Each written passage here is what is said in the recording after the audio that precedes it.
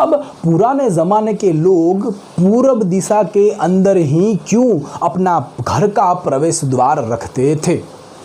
क्यों रखते थे पूर्व दिशा में ही?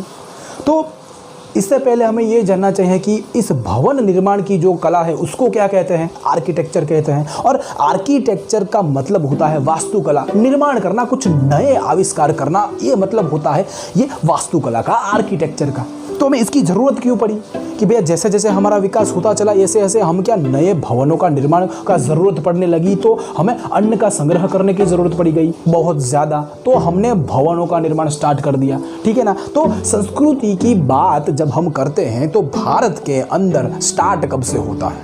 भारत के अंदर संस्कृति की शुरुआत होती है दोस्तों हड़प्पा काल से। ये आरंभिक दौर होता है इसका कि हमें संस्कृति का अवशेष भी यही काल के दौरान मिलता है ना। तो ये तो थी बात। अब भारत की बात करें ना तो इतिहास की तरह हमारी वास्तुकला को भी 3 हिस्सों में बांटते हैं। कौन सी है? प्राचीन भारत की वास्तुकला, मध्य भारत की वास्तुकला और अंत में क्या है? आधुनिक भारत की वास्तुकला।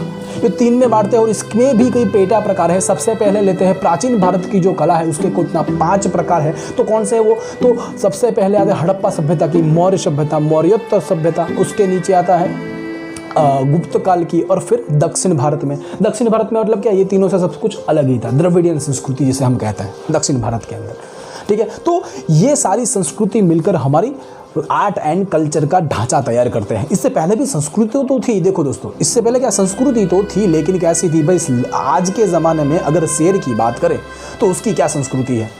तो भैया वो क्या जंगल में रहता है, शिकार करता है, खाना पीना खाता है और बस, कुछ नहीं। और हमारे पास काफ़ी बड़े बड़े शहर हैं, बड़े बड़े गाँव हैं, मकान है, उसके पास ऐसा कुछ था नहीं। और पुराने ज़माने में हम भी तो ऐसा ही थे, शिकार तो करते थे हम लोग, तो इसीलिए हमारे पास इतनी सारे भवन, इतनी सारी संस्कृतियां नहीं थी। लेकिन हड़प्पा सभ्यता में क्या नगरीकरण का शुरुआत हुई और वहीं से हमारी क्या ये आर्ट एंड कल्चर की शुरुआत होती है, भवन निर्माण की कला शुरू होती है।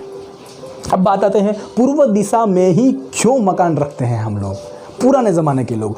तो आज भी ये प्रचलित है, वैसे पूर्व में रखते हैं या फिर उत्तर और दक्षिण में रखते हैं ना। तो उसका कुछ नहीं, बस फैक्ट ये था कि पुराने ज़माने में क्या था, इलेक्ट्रिसिटी तो थी नहीं।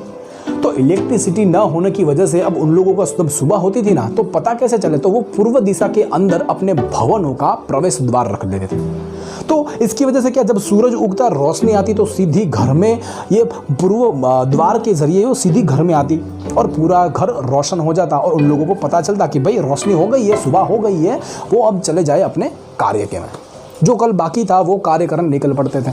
तो इसी की वजह से ये लोग क्या पूर्व के अंदर उसका प्रवेश द्वार रखते थे। अब बात आता है हड़प्पा सभ्यता की। तो हड़प्पा सभ्यता की विशेषता क्या है, हम सब जानते हैं। वो क्या, वो काफ़ी ग्रिड सिस्टम से पूरे की पूरी नगर का ढांचा का उन्होंने निर्माण किया, ठीक है। अब ग्रिड सिस्टम के साथ साथ उसने अपने जो नगर थे ना उसको भी 2 हिस्सों में बांटा था। एक तो था उपला नगर और दूसरा था निचला नगर। तो ऊपर के जो नगर था ना, शायद वो क्या शासक थे, स्थापक लोग थे ना, जिन्होंने एक नगर का स्थापना की थी, वो लोग शासक के जरिए वहाँ पर उपले नगर में रहते थे और बाकी के लोग नीचे नगर में रहते थे। मतलब क्या कि वो लोग क्या थे, या तो वो लोग जो थे ना वो सारे के सारे शासक नहीं थे, या तो व्यापारी थे, खेडूत थे, छोटे मोटे लोग थे जो कि यहाँ आते थे। ऐसे ही थोड़े वहाँ पर जो लोग थे। और अब आते हैं एक महत्वपूर्ण बात की, वो क्या है, तो वहाँ की सबसे बढ़िया बात जो है ना, वो हम सब जानते हैं कि वहाँ का स्नानागार सबसे बड़ा मिला है मोहनजोदड़ो में, हम सब जानते हैं। और हम ये सब कुछ इसलिए जानते हैं क्योंकि हमें अवशेष मिले हैं। अवशेष कहाँ से मिले हैं, सबसे पहले बात करते हैं दोस्तों, 2 मुख्य नगर हैं, हम सब जानते हैं हड़प्पा सभ्यता के। कौन कौन से हैं, तो भैया एक तो है हड़प्पा और दूसरा है मोहनजोदड़ो। बाकी ये तो बहुत कुछ है, वैसे को धोलावीरा है, लोथल हो गया, बहुत सारे हैं। तो हड़प्पा के अंदर हमें बहुत सारे अवशेष मिले हैं। क्या क्या अवशेष मिले हैं कि भैया वहाँ पर क्या अन्न संग्रह करने की बहुत बड़ी जगह भी मिले हैं। वह मोहनजोदड़ो पर भी मिले हैं, लेकिन ये जो हड़प्पा सभ्यता में, हड़प्पा के अंदर जो मिले हैं ना, मतलब क्या मूर्तियाँ मिली है, पाषाण की, धातुएं की, ऐसी कई सारी वहाँ पर मूर्तियाँ भी मिली है ये हड़प्पा में। और साथ ही साथ मोहनजोदड़ो में भी क्या है, सबसे बड़ा स्नानागार मिलता है। वो मूवी नहीं आई थी ऋतिक रोशन की मोहनजोदड़ो, तो उसमें क्या याद रखने की ज़रूरत नहीं है, उस मूवी को कनेक्ट कर दीजिए कि वहाँ हमें देखने को मिलता है एक सबसे बड़ा स्नानागार।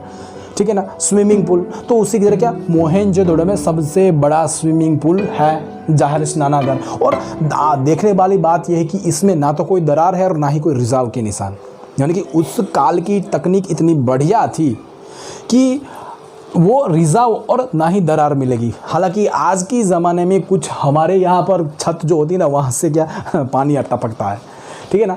तो वो मतलब ये लोग बेहतर थे अभी, हाँ, लेकिन अब धीरे धीरे हम उनसे भी बेहतर होने लगेंगे, ये अलग बात है, काफ़ी तकनीक में। तो अब ये बात करते हैं, अब बात करते हैं अवशेष जो मिले हैं ना, वो क्या है, लोथल के अंदर डॉकयार्ड मिला है, सब जानते हैं सब, ठीक है ना। सबसे पुराना डॉकयार्ड दुनिया का लोथल के अंदर से मिला है हमें।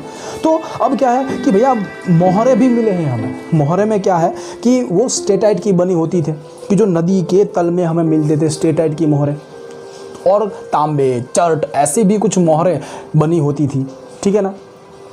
और इसके अंदर क्या तो पिक्टोग्राफी का इस्तेमाल करते थे, कोई चित्रित लैंग्वेज थी जो हमें आज तक सुलझा नहीं पाए, उसको वो लोग वो यूज़ करते थे। और साथ ही साथ एक चित्र, एक मोहर है ना, उसमें क्या है कि भाई 3 सिंगों वाला कोई आदमी है और उसके एक बगल में हाथी और बाघ है, तो दूसरी ओर भैंस और गेंडा है, और आगे 2 हिरण बैठे हुए हैं, ऐसा कुछ है। तो एग्जाम में पूछा है, याद रखना, ठीक है ना। तो ये मोहर की बात हुई। अब दूसरी, वो लोग मूर्ति बनाने की भी कला से वाकिफ़ थे। धातु की मूर्तियाँ कैसे बनाते थे वो, मतलब धातु को पिघलाकर उस ज़माने में वो लोग मूर्तियाँ बनाते थे लुप्त मोम की तकनीक के ज़रिए। तो क्या है लुप्त मोम की तकनीक? सबसे पहले मोम का पुतला लेते थे, मोम का पुतला बनाते थे, उसको माटी से पोत देते थे और फिर उसको गर्म करते थे। अब गर्म करते थे तो वो माटी तो जो गर्म होकर कड़क हो जाती थी पककर, और बाकी का जो मोम था ना, वो एक होल के ज़रिए नीचे गर्म करते थे ना, तो नीचे से निकल आता था, और फिर उसी होल के ज़रिए वो लोग धातु को उसके अंदर डाल देते थे और फिर मूर्ति तैयार हो जाती थी आपकी। बेहतरीन तकनीक अपने, जिसका तकनीक का उपयोग हम आज कई सारे ढांचे बनाने में हम लोग करते हैं, ठीक है ना। तो ये थी मूर्तियाँ बनाने के लिए। अब टेराकोटा के भी बहुत सारे अवशेष हमें मिलते हैं, जिसमें क्या हम सब जानते, पक्की हुई मिट्टी है, उसके बर्तन, उसके अवशेष, उसके खिलौने, ये सभी जो है ना वो हड़प्पा सभ्यता में हमें देखने को मिलते हैं। और वो लोग ये और एक इस्तेमाल करते हैं मृत भांड, मतलब बर्तनों का भी वो लोग यूज़ करते थे। किस लिए यूज़ करते थे वो लोग बर्तन? तो वो बर्तन का यूज़ तो ज़्यादातर क्या अपने अनाज का संग्रह करने के लिए करते थे, और बाकी को जो बर्तन थे ना, मतलब क्या वो सजावट कर ले, छोटे बर्तनों का सजावट कर ले। तो काफ़ी कुछ छिद्रित बर्तन भी मिले हैं। वो चित्रित बर्तन, छिद्र वाले बर्तन का उपयोग शायद वो क्या शराब बनने के लिए करते होंगे, ऐसा बुकों से हमें जानने को मिलता है। और कुछ बर्तन चित्रित होते थे, सादे होते थे, कई सारे तरफ के बर्तन ये लोग यूज़ करते थे, ठीक है। तो अब एक और लास्ट में क्या, वो आभूषण का इस्तेमाल भी ये लोग करते थे हम आज की तरह, लेकिन हमारे आभूषण सोने वाले नहीं होते थे। उनके तकरीबन क्या होते थे कि या तो पत्थर, हड्डी, इस तरह के हथियार जो आभूषण थे ना, वो लोग यूज़ करते, पुरुष और स्त्रियाँ दोनों। तो ये चीज़ थी दोस्तों हमारी आर्ट एंड कल्चर में। ये आर्किटेक्चर की बात कि इसकी शुरुआत मतलब हड़प्पा सभ्यता से होती है, उसके अवशेष कहाँ पर मिलते हैं इसकी बात की हमने, और आखिर में इसकी 4 से 5 जो मेन अवशेष थे उसके बारे में भी हमने चर्चा की। मेंस के आंसर लिखने में आपको ये बातें ध्यान रखनी होगी अगर इसके बारे में कुछ पूछता है तो, ठीक है ना। तो इसके साथ ही थैंक्स फॉर वॉचिंग।